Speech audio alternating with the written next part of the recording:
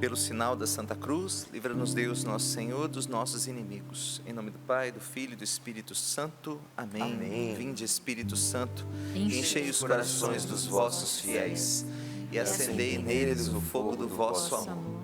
Enviai o vosso Espírito e tudo será criado e renovareis a face da terra.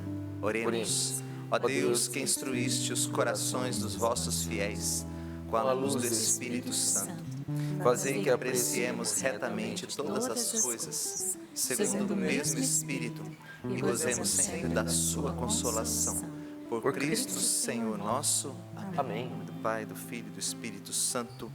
Amém. Romanos capítulo 5. Eu disse a partir do versículo 3, mas vamos pegar a partir do versículo 2. Tá? Romanos capítulo 5, a partir do versículo 2. Por ele tivemos acesso, pela fé, a esta graça na qual estamos firmes e nos gloriamos, na esperança da glória de Deus. E não só isso, pois nos gloriamos também de nossas tribulações, sabendo que a tribulação gera perseverança. A perseverança leva a uma virtude comprovada, e a virtude comprovada desabrocha em esperança. Ora, a esperança não decepciona, porque o amor de Deus foi derramado em nossos corações, pelo Espírito Santo que nos foi dado. Palavra do Senhor. Graças a Deus. Não combinei nada com os meus irmãos aqui, mas tudo que foi essa introdução agora vai dizer de tudo aquilo que eu preparei para essa pregação aqui. Que eu preparei ontem na frente na capela, diante do Santíssimo. Muitas vezes a gente é indagado, a gente da comunidade, né? Como missionário, como religioso, a gente é indagado pelas pessoas. Às vezes até nas mídias sociais, aqui do Sorrindo para a Vida, nas nossas particulares também, as pessoas sempre fazem uma indagação assim de: por que existe o sofrimento? Por que existem as tribulações? Não seria tão mais fácil se Deus, né, fizesse esse mundo em total amor, total alegria, sem dor, sem sofrimento? Seria, né? Às vezes as pessoas fazem essa pergunta, mas de uma outra forma: por que eu não alcancei o meu milagre? Eu rezei tanto e eu não alcancei ainda, não cheguei ainda lá. Deus ainda não me concedeu a graça. E muitas vezes a gente questiona realmente, né, aquele sofrimento que nós estamos vivendo. Não somente os grandes sofrimentos, a morte de um familiar, um ente querido, o desemprego, coisas grandiosas. Mas às vezes as pessoas elas questionam o sofrimento diante daquilo que é o normal daquele seu estado atual, do seu estado de vida, por exemplo. Às vezes as pessoas se casam, né? Quando têm filhos, quando os filhos são pequenos, né? É normal não ter tempo nem para respirar, é normal o cansaço, mas nessa hora a gente tende, né, na hora do aperto, a gente tende a empurrar a culpa para o outro, buscar culpado, tende a isentar das nossas responsabilidades, dos nossos afazeres, querer a cobrança que o outro faça. É claro, não estou dizendo que não tenha que ter uma colaboração em casa, não é isso.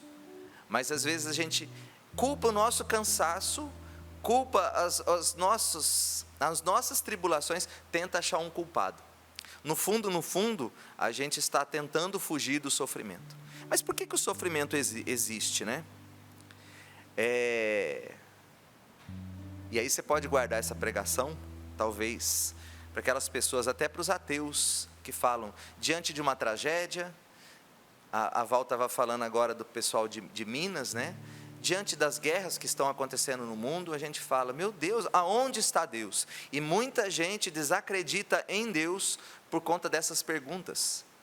Aonde estava Deus quando tal tragédia aconteceu? A gente viu um crime hediondo que aconteceu com a menina no Rio de Janeiro, recentemente também. Aonde estava Deus nessa hora? E diante de tantas calamidades, diante de tantas coisas, a gente vai se questionando. E tem gente que chega a desacreditar em Deus por causa disso. Se Deus existisse, Ele não permitiria isso. Então, primeira resposta que nós podemos dar a você, né, é que Deus não criou o ser humano para sofrer. Deus não criou o ser humano para sofrer, tá? Não sou eu quem está respondendo a nenhuma dessas perguntas, tá? Tá todas no Catecismo da Igreja Católica. Esse livro aqui, minha gente, é um livro maravilhoso. Todo cristão deveria ler ele de cabo a rabo. Se você tem uma experiência com a Sagrada Escritura, né, leia o Catecismo também. Quando você voltar a sua releitura bíblica, você vai ver as passagens bíblicas sobre outro olhar. Porque todo o Catecismo, ele explica tudo. Então, é uma grande riqueza. Eu vou me pautar todo nele e também nos dizeres de alguns santos, tá? Mas Deus não criou o ser humano para sofrer. Está lá no parágrafo 376. Enquanto permanecesse na intimidade divina, o homem não deveria sofrer, nem morrer. Enquanto Deus criou o ser humano para conviver com ele, para morar naquele paraíso, não tinha dor, não tinha sofrimento, não tinha morte. Enquanto permanecesse na intimidade divina, o ser humano não deveria nem morrer, nem sofrer. Foi o ser humano que rompeu essa intimidade com Deus. Foi o ser humano quem rompeu essa intimidade. O número 399, o 399, vai dizer que com o pecado do ser humano, né, ele perde de imediato a graça da santidade original. Deus criou o ser humano para viver em total comunhão com ele, total intimidade, total amor. O ser humano recusou, falou, não quero. Não quero. Na sua liberdade, o número 398 vai dizer, o ser humano preferiu a si mesmo do que a Deus. Ele quis ser igual a Deus. Ele preferiu a si mesmo, né? Então, nós perdemos a graça.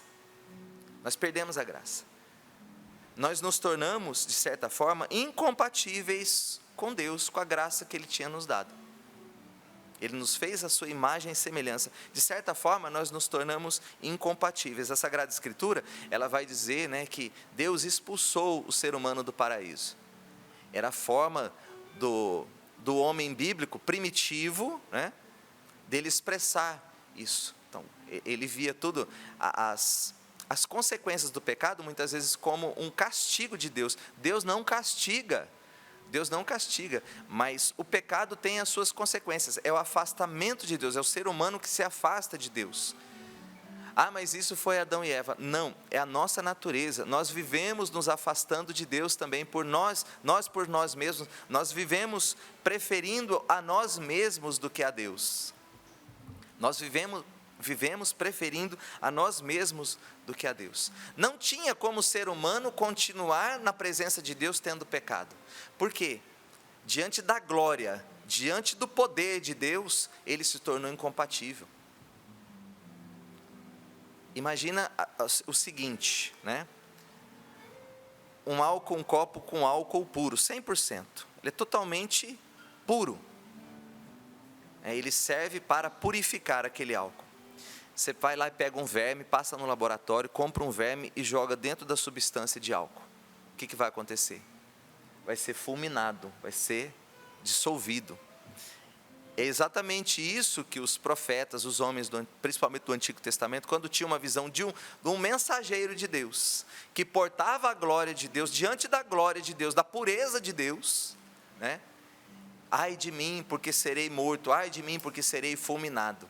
Então, essa condição que nós absorvemos para nós, né, nós contraímos para nós, é incompatível com estar na presença de Deus, simplesmente assim. Mas não somente o ser humano é incompatível, né, porque todo o universo foi criado para o ser humano. Deus criou todo esse cosmos, né, toda a natureza para o ser humano, para ele para ele participar da obra da criação com Deus. Colocou tudo sob domínio do ser humano. Então, vai dizer o Catecismo da Igreja Católica, no número 400, o parágrafo 400, né, que o ser humano, que a natureza, né, ela agora geme em dores de parto, esperando a redenção dos filhos de Deus. Tudo estava condicionado ao ser humano, tudo sofreu a consequência do pecado humano, a natureza sofreu. Então a natureza, ela se torna, né, passível de fatalidades, de tantas coisas que a gente vê. A natureza tornou-se imperfeita também. A natureza também tornou-se imperfeita. Então, a gente constrói muitas vezes perto de um vulcão, perto de um rio que vai alagar, né? Tantas coisas que a natureza provoca. Então, certos sofrimentos, certas calamidades, eles são consequências da natureza. Eles são consequências da natureza.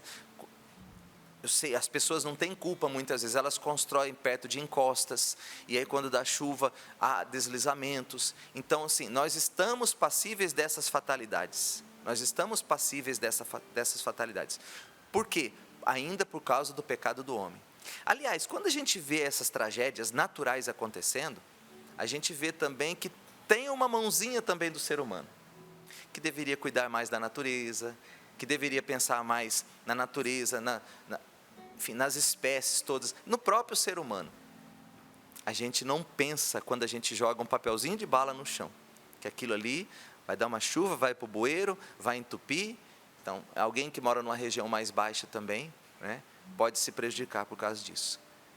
Então, até as fatalidades, até as calamidades da natureza, que são naturais, elas são culpas do pecado humano.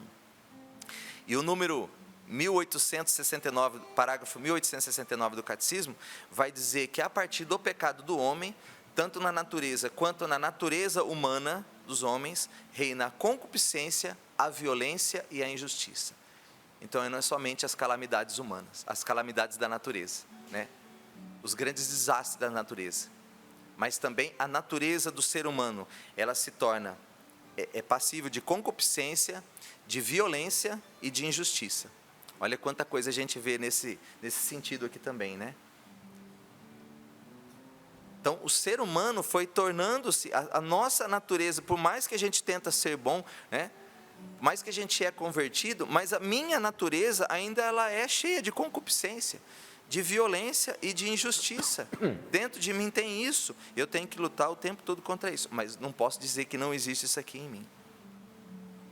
Ou seja, tudo isso para chegar à conclusão de que a culpa dos sofrimentos, a culpa das tragédias, a culpa de tudo aquilo que a gente vê de mal nesse mundo, não é culpa de Deus. Não é culpa de Deus. Ele não tem culpa nenhuma com isso. Fomos nós, foi a nossa escolha quem provocou tudo isso aqui. Só que tem outra conclusão que a gente pode tirar disso também. Nenhum mal vem de Deus.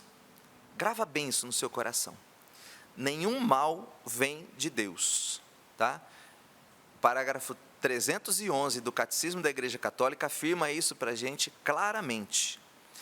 Deus não é de modo algum, nem direta, nem indiretamente a causa do mal. Deus não é de modo algum, nem direta, nem indiretamente a causa do mal.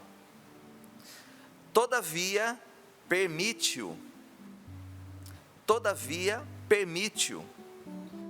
Por ser soberanamente bom, nunca deixaria qualquer mal existir, se não fosse bastante poderoso e bom para fazer resultar o bem do próprio mal. De Deus não vem nenhum mal. Ah, fulano morreu, amava muito aquele meu parente, mas rezamos pela cura, a pessoa veio a falecer. Aí no velório a gente sempre escuta, né? Ah, mas Deus quis assim. Deus não queria a morte entrou no mundo por conta do pecado do ser humano. A morte, né, só veio ao mundo, como toda injustiça, toda violência, toda concupiscência, só veio a esse mundo por culpa do ser humano, por culpa da nossa natureza corrompida. Só existe por causa da nossa natureza corrompida. De Deus não vem nenhum mal, mas só que Ele o permite. Está dentro da sabedoria divina, que a gente vai entender agora na pregação. A gente vai entender que diante dessa natureza que nós contraímos para nós, essa natureza que é corrompida, que é cheia de concupiscência, de violência, de injustiça, para nos emendarmos de novo, Deus permite o sofrimento, Deus permite as tribulações. E Ele permite, porque Ele é poderoso o bastante. Nada na sua vida acontece, presta bem atenção, nada na sua vida acontece sem a permissão de Deus, mas também acontece com a possibilidade de que Deus pode tirar daí um bem, mesmo da morte, mesmo da tragédia, Deus pode tirar daí um bem. É uma certeza que você tem que ter no teu coração. Deus é mais poderoso do que o desemprego, do que a doença, por mais grave que seja, do que a morte, do que esse sofrimento que você está querendo se isentar. Deus é mais poderoso do que isso. Grava isso no seu coração. E o número 321 do Catecismo da Igreja Católica vai falar sobre a divina providência. A gente tanto fala da divina providência aqui, né? A divina providência não é só aquilo material que acontece na nossa vida, mas o catecismo, depois ele vai discorrendo, né, nos outros parágrafos também, a partir do 321, é a disposição com que Deus governa o mundo. Tudo acontece por sua divina providência. Deus tem o controle de tudo. Deus tem o controle de tudo, até uma folha que cai da árvore. Deus tem o controle de tudo. Então eu olho muito sincero e amorosamente dizer para você também: Deus tem o controle daquilo que você está vivendo. Deus tem o controle de tudo aquilo que você está vivendo. Mas por que Ele permite então, né, que seja dessa forma? Vai dizer o catecismo no número 272. A fé pode ser posta à prova pela experiência do bem, do mal e do sofrimento. A fé pode ser posta à prova pela experiência do mal e do sofrimento. Meu irmão, minha irmã, com essa natureza corrompida que nós temos, vamos dizer a verdade, a gente não iria para Deus de coração livre e verdadeiramente amando a Deus, se não fosse pela experiência do sofrimento. Se Deus não permitisse o sofrimento, se Ele não permitisse que nós vivêssemos coisas ruins, coisas más, a gente só pode ir a Deus, optar livre por Ele, se a gente passa por uma experiência de sofrimento. Porque senão, nós iríamos nos apegar ao bem que Deus nos dá. Nós iríamos simplesmente nos apegar ao bem que Deus nos dá, e não àquele que nos dá o bem. É aqui que a fé, ela entra, né, no nosso coração. É aqui que a fé, ela é provada. E é aqui que a fé é um gesto de amor para com Deus. Eu acredito que Deus é maior do que essa tribulação que eu estou vivendo. Eu acredito que, embora lá no passado eu não alcancei o meu milagre, Deus não curou aquele ente querido, eu acredito, eu continuo em Deus, porque eu sei que no final de tudo, né, Ele me ama e Ele vai me dar a vitória. Eu não estou vendo ainda. Eu não estou vendo ainda. Gente, isso até humanamente falando é verdadeiro. Quando é que eu posso dizer que eu amo uma pessoa? Quando nós sofremos juntos. Quando eu sofri por aquela pessoa. Enquanto a gente está naquele sentimento apaixonado, né? Enfim, encantado com a pessoa, ora, eu tenho uma compensação por estar junto com a pessoa, porque é prazeroso estar com a pessoa. Eu quero ver você amar uma pessoa quando não for prazeroso estar com ela. Em Gênesis 32... depois de ter feito um pacto com Jacó, e aí Jacó foi lá, né, com o tio dele, Labão, estava fugindo do irmão, porque roubou a primogenitura do irmão, e aí ele fugiu, e aí ele se casou, né, e aí ele enriqueceu, e ele sentiu no coração de voltar para a terra dele junto com seu irmão. Só que antes de fazer a travessia para o país de origem, e ali não foi anjo mau, não foram os homens, não foi numa tragédia natural, não foi a natureza, não foi ninguém. Jacó vê ali uma luta dele para com Deus, Muitas vezes, se Deus não se coloca contra, e a gente vê, é Deus quem está agindo, né? Naquela pessoa que está me caluniando, naquela pessoa que está me perseguindo, naquela doença que está acontecendo, Deus está permitindo isso aqui. É uma luta que eu travo com Deus. Mas qual foi a luta de Jacó? Tem como você lutar com Deus? Você vai ganhar? Você só pode nessa hora conquistar o amor de Deus. Mesmo ferido, mesmo mancando na coxa, Jacó grudou ali naquele ser que estava de noite, ele não estava vendo quem era. De ti eu não largo enquanto não me deres a bênção. De ti eu não largo enquanto não me deres a bênção. Ele sabia com quem ele estava lutando. Ele sabia que o sofrimento dele, aquele machucado, era Deus quem estava provocando. E vai dizer a palavra que ele saiu de lá mancando, né? Ou seja, ele saiu ferido por toda a vida daquela luta que ele teve com Deus. Mas o que ficou? A fidelidade que ele teve para com Deus. E Deus o abençoou, e Deus mudou o nome dele. Por quê? Porque ele aceitou ser humilhado por Deus. Ele aceitou ser humilhado por Deus. Então a fé, meu irmão, a fé que nos leva à salvação, uma fé verdadeira, ela só pode ser posta à prova pela experiência do mal e do sofrimento. Só pelos favores o homem amaria o bem que recebe de Deus, e nem tanto Deus que propicia o bem a ele. Eu quero ver você amar a Deus nesse desemprego. Eu quero ver você amar a Deus nesse marido que está te dando trabalho, que está com vícios, nessa sua esposa também que muitas vezes não corresponde no casamento. Eu quero ver você amar a Deus nas coisas simples do dia a dia que você sofre. Estou cansado, queria dormir, mas tem louça para lavar. Tem um quintal para carpir. Aquilo que é próprio, né? Do seu estado de vida.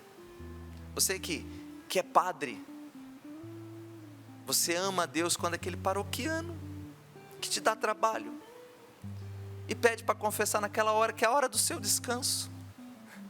Você fala, não, vou confessar essa alma. Isso é amor a Deus. Isso é amor a Deus, né? A gente faz por amor a Deus. Isso é prova do amor a Deus. São João da Cruz vai dizer o seguinte, que o ser humano ele tende a pegar-se desordenadamente às criaturas, coisas, sentimentos, ideias e consolações, até espirituais. Diante do sofrimento, nós só temos duas opções: ver no sofrimento um peso e tentar fugir e amargurar-se. Quando nós fugimos do sofrimento, né, nós nos amarguramos, até com Deus, com pessoas, como eu falei no começo, a gente tenta colocar culpados, a gente vai se amargurando. E a outra opção é unir-se a Jesus Cristo, é buscar o mérito espiritual, é ofertar-se. Victor Franklin vai dizer que o sofrimento se torna ou desespero ou sacrifício. Qual que é a sua escolha diante do que você está vivendo hoje? Qual que é a sua escolha diante do que você está vivendo hoje? E aí a pessoa que amargura-se, né, ela vai reclamar e ela vai fazer fofoca. Rosário, a avó falou que reza de manhã. Eu acordo também para fazer as coisas lá em casa e eu vou rezando com o Frei Gilson. Hoje o Frei Gilson falava da maledicência, dos pecados da língua. A gente fala mal dos outros. Mas quantas vezes a gente reclama também, né? Essa semana aqui em Cachoeira choveu quase todos os dias, né? Sim. Aí se chove, a gente reclama. Aí sai o sol, a gente reclama. Aí o meio-dia, de manhã chove e de tarde sol. Ó, tá ótimo para você. E a temperatura tá agradável aqui, viu? Graças a Deus. Mas a gente reclama. É. E a gente reclama, e a gente reclama, e a gente reclama. Para de reclamar do seu sofrimento. Vai reclamar com quem de direito? Vai para a capela, vai para a frente do Santíssimo e fala com ele. É claro, né? Se eu tenho alguma coisa contra o André, cheguei aqui, ele já falou, o Sandro aí hoje eu não vou, então eu vou embora. Brincadeira dele, porque a gente veio se conhecer na Canção Nova, mas a gente nasceu quase que no mesmo quarteirão ali, né? Foi. A gente se conheceu aqui dentro, aqui. A gente tem essa intimidade, então, brincando assim, né? Mas, se eu tenho uma coisa contra uma pessoa, vai lá e com sinceridade, com caridade, fala com ele. É isso que a igreja recomenda. Mas não, é mais fácil sair para a Patrícia e falar, você viu, André, hoje não me recebeu bem aqui não. Ah, pelo amor de Deus, não vou vir mais aqui não, não sei o quê, não sei o quê, não sei o quê, não sei o quê. Aí vai, né? Vou propagando a má fama do irmão.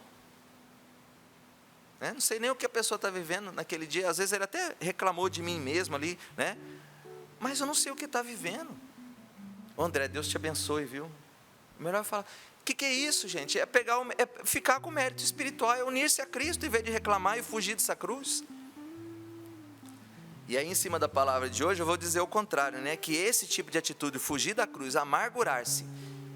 Meu irmão, minha irmã, você está amargurado com Deus, porque levou aquela pessoa que você amava. Aquela pessoa está melhor que nós. Quem sabe essa pessoa ou está no purgatório, já está salva, ou ela já está no céu, ela pode interceder por você, e você está, ai, mas o Senhor não curou. Essa pessoa, esse ente querido, pode ser que esteja melhor do que você, pode ser que esteja melhor que nós, e não quer voltar para cá não, viu? Se estiver no céu, não quer voltar para cá mesmo, dessa vida, de jeito nenhum. Mas essa ingratidão, esse amargurar-se, essa reclamação, essa fofoca que eu faço do outro, vai gerando no meu coração ingratidão. A ingratidão gera desespero, é falta de esperança. O desespero gera falta de fé, e a falta de fé gera desamor, e o desamor gera um afastamento de Deus, até chegar a negar a Deus. Ou seja, né, se eu não fizer do meu sofrimento um sacrifício, uma oferta, eu corro o risco de pecar aqueles pecados contra o Espírito Santo que não tem perdão. Eu posso chegar até isso.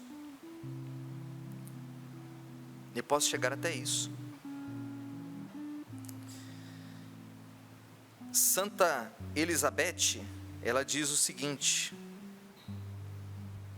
sobre o sofrimento. Algumas frases dela aqui. Se soubéssemos apreciar o valor do sofrimento, sentiríamos fome dele. A meu ver, a alma mais livre é aquela que mais se esquece de si mesma. Se me perguntasse um segredo da felicidade, diria que consiste em não se preocupar mais consigo, desprendendo-se a todo momento. A gente vive o tempo todo atrás de cura interior, né? Quer que eu possa dizer um segredo aqui da cura interior? Desprender-se de si mesmo. Ai, mas me magoaram lá em 1900 e bolinha, não sei o quê. Se você se desprender de si mesmo, se você renunciar a si mesmo, você para de pensar nisso. Você consegue perdoar a pessoa. A maior forma de cura interior é desapegar-se de si mesmo. Ah, mas me humilharam. Ah, mas, né, na minha gestação. Ai, mas foi assim, aquilo. Desprenda-se de si mesmo e você vai curar o seu coração. Fazer a vontade do Senhor é o que há de mais belo. Se tiveres que sofrer, pensa que és ainda mais amado e dizes sempre obrigado. Se você está sofrendo, diz para Deus obrigado. Creio que o segredo da paz e da felicidade consiste em esquecer-se de si e desinteressar-se de si mesmo. No céu não poderemos mais sofrer. No céu não poderemos mais sofrer por aqueles que amamos. Por isso, aproveitemos agora cada um dos nossos sofrimentos para consolar nosso dileto, amado nosso Senhor Jesus Cristo.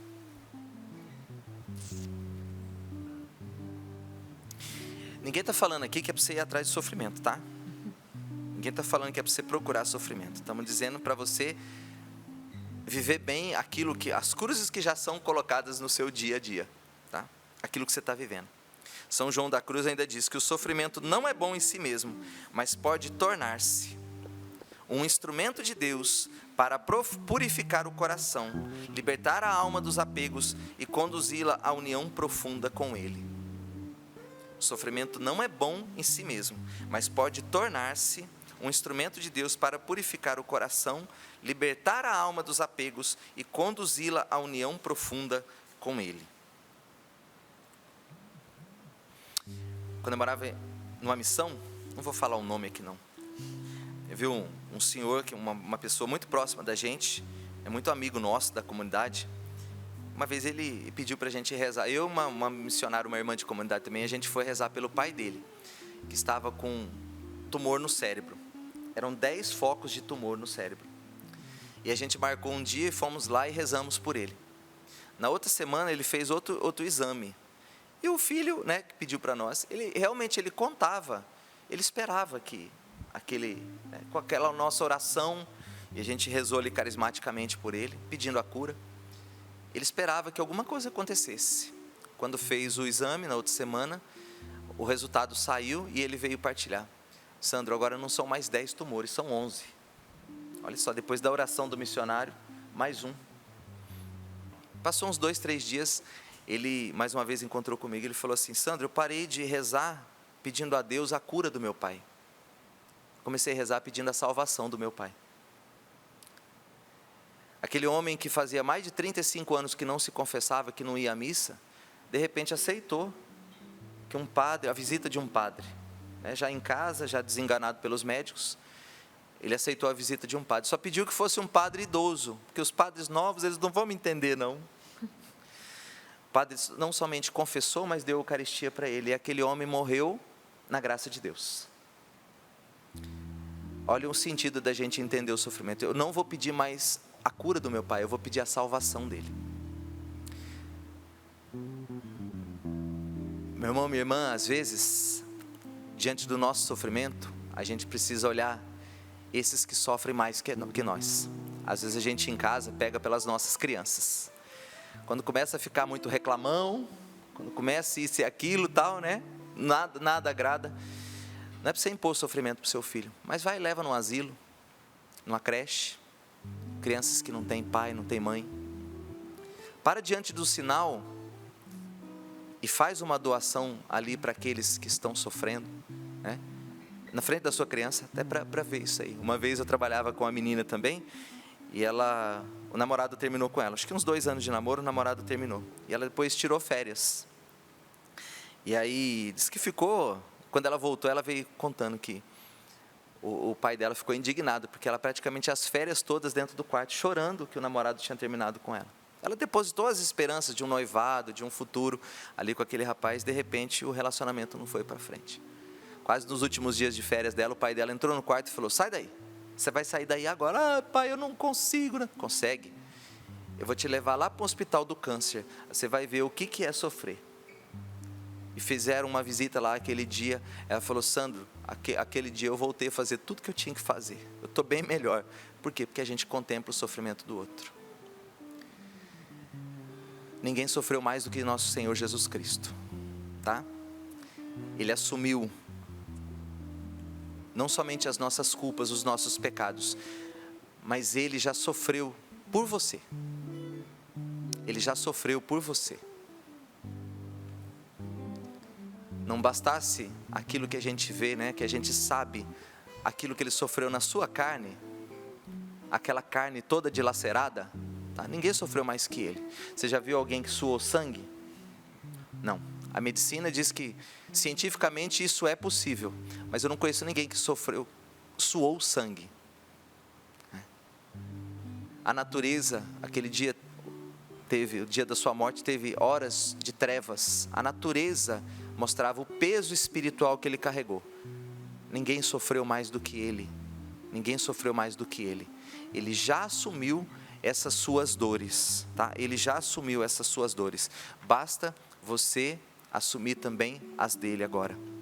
Quanto maior confiança na sua misericórdia, maiores são as graças concedidas. Acredita nisso. Acredita nisso. Essa misericórdia de Deus que já assumiu todas as suas dores. E aí, para completar, mais uma vez com frase do nosso pai fundador, Padre Jonas: aguenta firme, meu filho. Aguenta firme, meu filho. Amém?